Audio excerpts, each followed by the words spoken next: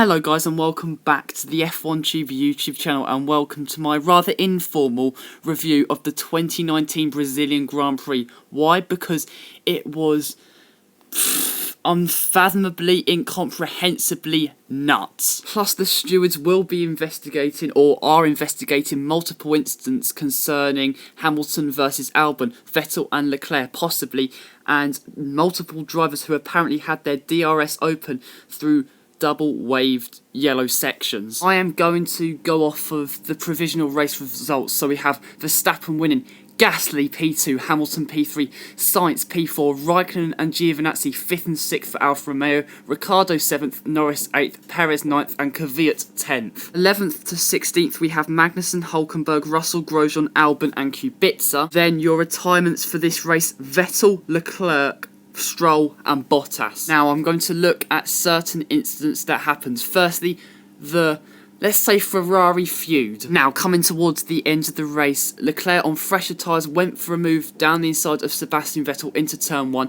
Then Vettel tried to set up a re-overtaking manoeuvre, and then going down the straight after the retro poster, he was side by side with Leclerc and then did turn slightly left into Leclerc's path, and the two made contact. Now, it was really minimal contact, but massive damage to both drivers. I'll say this firstly, this was almost a carbon copy to the Webber-Vettel incident in 2010, the two going side by side down the straight, then Vettel veering into the side of his teammate. Quite simply, this is Vettel's fault. Leclerc is maintaining a straight line, or enough of a line for Vettel to go past on the outside of the track. Vettel veers into the side of Leclerc and the two make contact. Yes, I know it was minimal contact, but at the end of the day, Vettel did slightly cut across Leclerc. If Vettel is to face a penalty, it will definitely be a grid drop for the final race at Abu Dhabi. Now on to the more gut-wrenching incident, this involving Lewis Hamilton and Alexander Albon. On the penultimate lap of the race, Hamilton, into a very tight corner, went for an ambitious move and the two came to blows. I don't know what to make of this incident. I haven't been privileged to see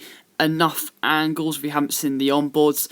To me, it seems like Lewis came from a bit too far back, and although the door was wide open, it was always going to shut. And yes, Albon did close the door again, but even you hear Lewis after the race in his post-race interviews, he did say he was completely at fault, and judging by what he said, he's probably going to face a penalty. If it's harsher than a 5-second time penalty, I will be quite surprised, because I don't think it was that much of a crime in what Hamilton did. I think he went for an ambitious move and it didn't work.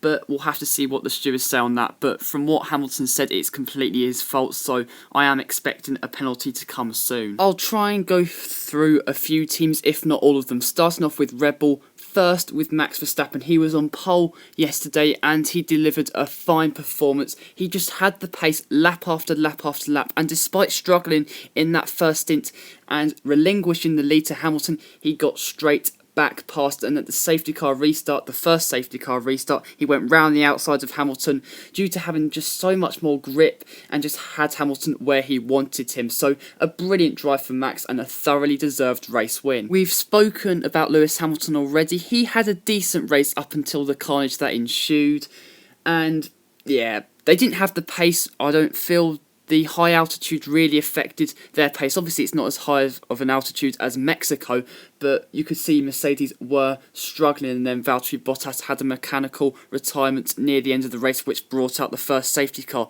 So a really poor day and a really poor weekend from the world champions. Pierre Gasly, second for Toro Rosso.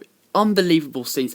After a fiendishly difficult season for the Frenchman, he scored his first ever podium. I am ecstatic for the guy. He really drove a superb race. In qualifying, he was excellent, but he kept out of trouble, especially in the latter stages of the Grand Prix, and claimed a podium. I'm thrilled for him. And that run to the line between Gasly and Hamilton, that was proper stuff, and the Honda engine getting Gasly to the flag in P2. Just great stuff. And after a difficult weekend for Kvyat, he's come home with P10.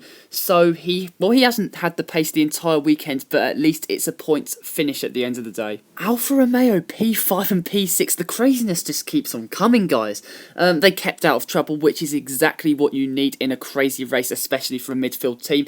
Kimi has been brilliant the whole weekend, and he thoroughly deserves that P5. And Giovinazzi, after a really difficult season, he's definitely come to grips with the car at the latter stages of the season, and he deserves this P6 finish, his best in F1 to date. What a day for McLaren, and especially Carlos Sainz. After starting P20, he fights back to P4. The guy has been relentless this season, despite the qualifying misdemeanors at multiple races, whether it be pace or issues. He has fought back, and he has fought back hard, and if Hamilton does get that penalty, his maiden podium in F1, surely not. And then we have Lando Norris in P8, so more solid points from McLaren. Renault had a topsy-turvy race, especially Daniel Ricciardo. Both drivers had poor starts, but Ricciardo fought back, then battled with Kevin Magnussen. The two collided and Ricciardo got a penalty. Now, this was a bit harsh considering that the FIA want to see the drivers fighting, and obviously with the use of the black and white flag, I think that was a bit harsh on Ricciardo, but he was definitely at fault for the incident. That wrecked Magnussen's race after the two collided. But Ricciardo fought back to P7. I mean, goodness gracious me. This race was just astonishing, and it proves why, in my opinion, this was the best race of the year, because not only did we have chaos, but we had proper racing between the Red Bulls, Ferraris and Mercedes, and that is what F1's about. We love the carnage, but we also love the racing, and as opposed to Germany, where we just had chaos, in my opinion, we had side-by-side action at a premium, especially in the first half of that race. The Brazilian Grand Prix had absolutely everything, and I'm going to remember this race for a very long time. At Williams, George Russell had problems early on, but battled back and just missed out on points agonisingly for the Brit. And Robert Kubica quite simply had no pace. After a fabulous qualifying for Haas, they had their indicative fall during the Grand Prix. They just had no pace, especially in the first half of the Grand Prix, and despite all the chaos, they could not score points.